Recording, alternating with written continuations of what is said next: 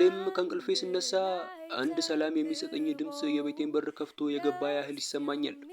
በአደጋ ያጧቸው አይኖቼ ዳግመኛ በርተው እሷን ባሳዩኝ እያልኩ በልቤ ምርኩዜን አንስቼ እንደለመድኩት ሁለት ፀሐይ ለሞቅ በሬን ስከፍት የጠዋቱ ለጋ አየር ከእሷ ደማቅ ሽቶ ጋር ተዳምሮ ሰላሜን ይሰጠኛል።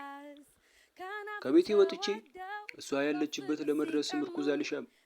ጠረኗና ድምጿ ከምርኩዜ በላይ መሪዬ ነው። ታዲያ ሁሌም አጠገቧ ስደርስ ዜማዋን አቁማ ደህና አደርክ ትለኛለች። እኔም ለምን አቁምሽ?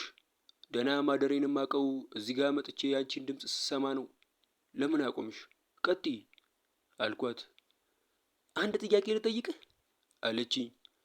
እኔም ምን አለ ጥያቄሽ አንድ ላይ እንሁን በሆነ እያልኩ እያሰብኩ ምን ነው ዝም አልክ አለችኝ።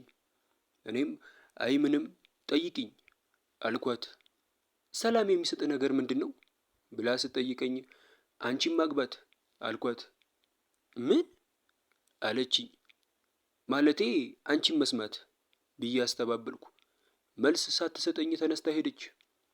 ቀጣይ ቀን ከእንቅልፌ ስነቃ ያ ሰላም የሚሰጠኝ ድምፅ የለም። በሬን ስከፍት ያ አየር ብቻውን እየነፈሰ በጠረን አልባሹ ተዋወደኝ። የለመድኩት መንገድ ጠፋብኝ። እንዴትም ብዬ የምቀመጥበትን ድንጋይ አግኝቼ ተቀመጥኩ። ያ ዝምታና ጥያቄ የለም።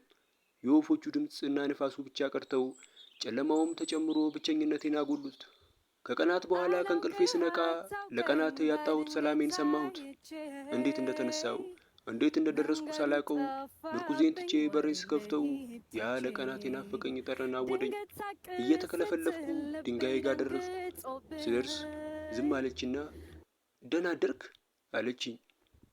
አሁን አረጋገጥኩ አልኳትና ለምን አቁምሽ? ቀጥይ አልኳት። መደሰቷን በጠረኗ እየነገረችኝ እጄን ይዛ አግባኝ አለችኝ። በድንጋጤ ሰርቼ የማላቀውን ቁጭ ብድግ ሰራው። ይዛ አስቀመጠችኝ። እየተደሰትኩ አሁን ተጋብተናል አልኳት።